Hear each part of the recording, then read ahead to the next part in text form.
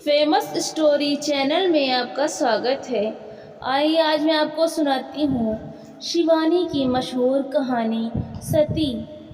लेखिका यानी शिवानी को प्रयाग स्टेशन से गाड़ी पकड़नी थी। स्टेशन पर तीर्थयात्रियों की भारी भीड़ थी। रिजर्वेशन स्लिप में ढूंढने से उन्होंने पाया कि डिब्बे में तीनों सहयात्री महिलाएं थीं। दो महिलाएं आ चुकी थीं, जिनमें एक महाराष्ट्रियन और दूसरी पंजाबी थी। दोनों महिलाओं के पास काफ़ी सामान था। पंजाबी महिला संभवतः किसी मीटिंग में भाग लेने जा रही थी। उन्होंने सलवार कमीज दुपट्टा सभी खादी के पहन रखे थे। उनके चेहरे पर रौब था, लावण्य नहीं। उन्होंने अपने परिचय में बताया कि वे पंजाब के एक विस्थापित स्त्रियों के लिए बनाए गए आश्रम की संचालिका थीं। मराठी महिला ने अपना कोई परिचय नहीं दिया। उनके सामान पर लगे लेबल से पता चला कि वो मेजर जनरल बनोलकर की पत्नी थीं। गाड़ी की सीटी देते ही चौथी महिला ने डिब्बे में प्रवेश किया। उनके हाथ में बेंत की बनी एक छोटी टोकरी थी और कोख में चौकोर बटुआ। उनकी लंबाई 6 फुट 10.5 इंच थी। चौथी महिला ने अपना परिचय देते हुए कहा कि उनका नाम मदालसा सिंघानिया है।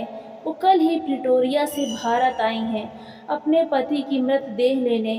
मदालसा की वेशभूषा को देखकर नहीं लग रहा था कि वो विधवा है।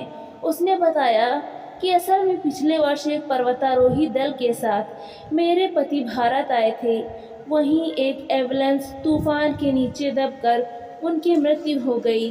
भारत सरकार की सूचना पर वो भागती हुई आई है। वो भारत में सती होने के लिए आई है।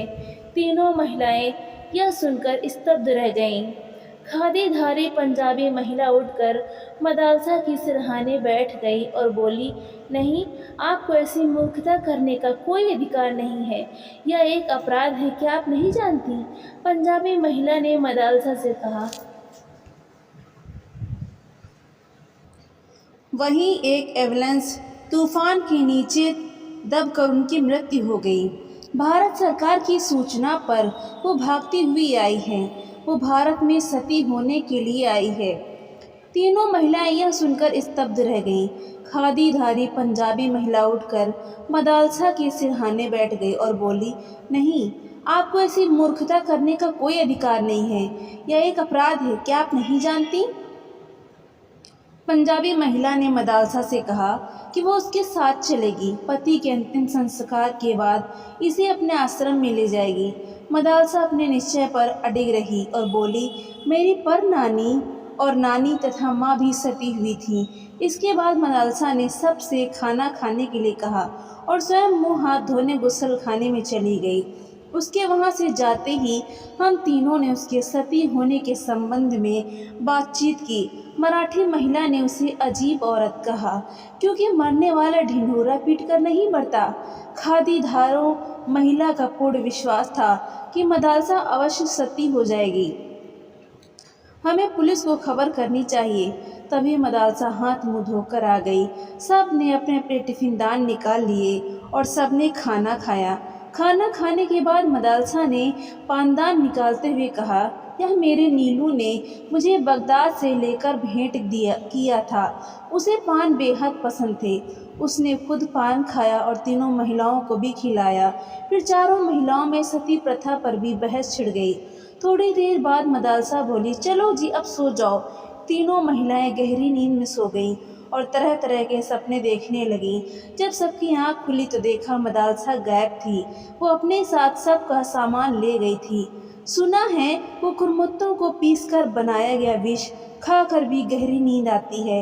लेखिका को लगा कि वो विष अवश्य ही हमें खिलाया गया होगा। पंजाबी महिला बिलख रही थी कि उसके सूटकेस में आश्रम के 10,000 रुपये थे। मिसेस बनोलकर बोली कि उनके विवाह का जड़ाऊ सेट गायब है। लगता है सती की बच्ची हमें कोई विष खिला गई। सिर फटा जा रहा है। चैन खींचकर गाड़ी रोकी गई। सती को पकड़वाने के लिए पुलिस को खबर की गई, पर वो आज तक नहीं मिली। तो दोस्तों, आपको ये कहानी कैसी लगी? लाइक करें, ज़्यादा से ज़्यादा शेयर करें और कमेंट करके हमें ज़रूर बताएं। और इसी तरह की मज़ेदार कहानियाँ सुनने के लिए हमारे चैनल को सब्सक्राइब करना बिल्कुल भी ना भूलें। तो मिलते हैं अगली नई कहानी के साथ। बहुत बहुत धन्यवाद।